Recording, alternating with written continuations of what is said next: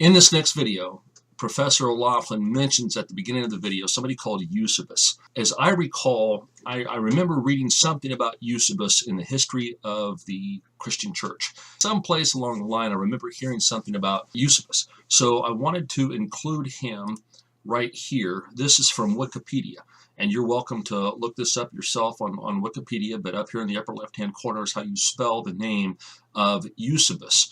But he was an early Christian historian. Looks like he lived between 260 and 340 AD. As Professor McLoughlin will attest, Eusebius mentioned something about the fact that there once was this great book called the Didache, and it no longer exists.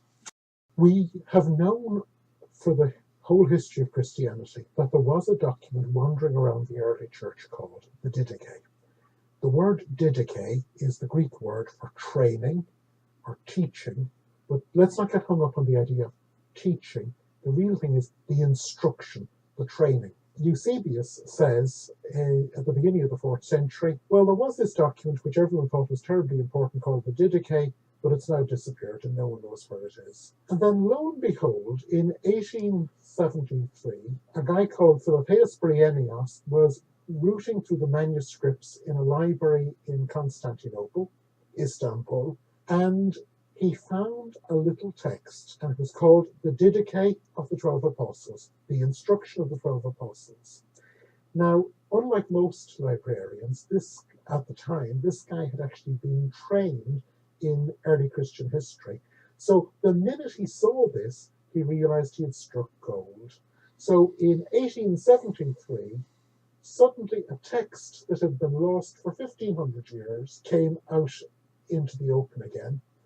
He had been trained in Germany, so within a couple of years he had produced an edition in Greek, and then it was translated into German, French, and English, and from the 1880s this document has been available to us. And as a training, it is one of the oldest documents of Christianity. It belongs to the period before 70. It belongs to the period before the synagogue and the church have thrown asunder. So here are a community who, to the outside world, would have looked like Jews, but they themselves were followers of Jesus. Christians, of course, know lots of documents from the 1st century. They know the Gospels, they know the Epistles. The Epistles are contemporary with the Didache. The Gospels are later than the Didache. But they're so used to them, they've often failed to see how different the world of the first Christians was. And number two, St. Paul is a theologian answering questions. The Gospels are big narratives, and we tend to look on them as books. But the training, the Didache, is rules. It's about how the community lived. So you don't get theory, you don't get big stories, you get an insight into how people thought and lived as Christians. Well, it begins with something that looks rather boring. It's called the truth. On the one hand, there is the way of life, and on the other hand, there is the way of death. And the way of life is a whole series of thou shalt nots, very similar to what Christians would call the 10 Commandments, except that there's an added section. There's the golden rule in its negative form. Do not do to others as you would not have them do unto you. And there is the whole Christian message of love thy neighbor.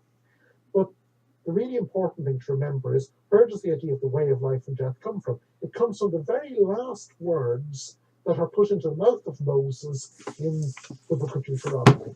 So these people are seeing themselves as the community of a covenant with God, and this covenant is the way to life, but this covenant has been renewed and transformed through their encounter with Jesus. So it shows us that they don't see themselves as primarily followers of Jesus. They see themselves as having been shown by Jesus how to be the perfect followers in the perfection of the covenant, and they are now addressing God not as a distant being, but as Father. And so, for instance, we hear in the Didache that they're going to pray to God as our Father, and they recite the Lord's Prayer 3 times a day.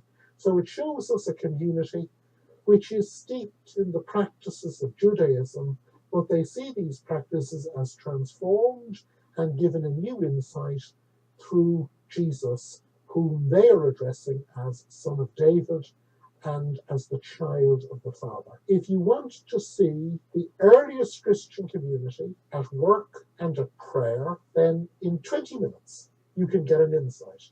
So this film is going to last for 10 minutes. Twice the length it takes to watch this film is as long as it takes to read the Didache, and you will see about how they saw themselves as a community of the covenant, the first several chapters, 6 chapters.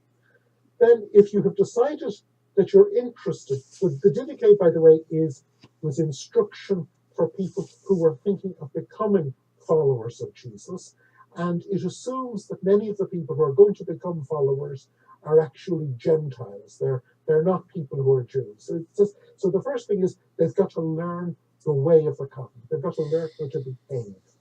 It's not about you don't begin to be a follower of Jesus by a whole series of beliefs. You begin to be a follower of Jesus by learning a way of life, and this is the way of life. And then the next thing is to identify with the community. So it gives instructions on baptism, and it sees baptism as not a declaration of what you believe in, though it has the famous formula of Trinitarian baptism that Christians are familiar with from their own liturgy and from the end of the Gospel of Matthew, but that's identifying. You're identifying with the group.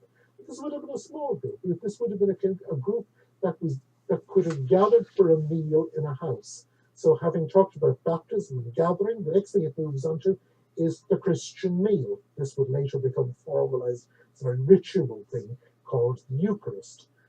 In the Didache, it's called the Eucharist. It says, when you want to say your thanksgiving, give your Eucharist to the Father. This is how you do it. But you're actually doing it in the context of a big proper meal. So this is a community that is small enough to know one another. It's small enough to gather in a house and to actually have a real meal. And we know that they were gathering weekly for this meal. And we know the prayers they were saying. So we hear about the group who are organizing it. And you as a theologian will be glad to know that the great, very important group traveling around these communities are the teachers. It's these sort of traveling teachers that will later produce our evangelists. And within the community itself, well, communities need organization. So there are a group called the bishops and deacons, not bishops and deacons as modern Christians would say, but the overseers, the bishops, are also the servants. So there's only one type of people, but they've got two names. So it's like a bachelor and contractor. The bishops, deacons, and they organize the group, and they are, and then of course, in every group you've always got to be worried about people who are on the make. So there are instructions about how do you know the people who are visiting you are actually genuine people who are actually in need of your hospitality?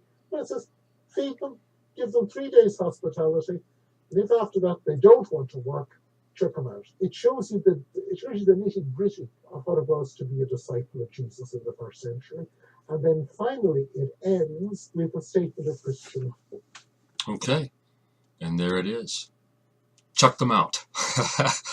And he's talking about the traveling teachers. He talks about the fact that the disciple Mark more than likely was by this time a little older in his life and was going around from church to church traveling as a teacher. Well, these were the evangelists. And you had the person who owned the house as the host, not necessarily the pastor, maybe the organizer.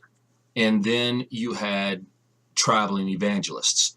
And Mark, more than likely, served as a traveling evangelist. But not so much Mark, but then other people would also step into the forum and say that they are preachers or teachers or evangelists or prophets.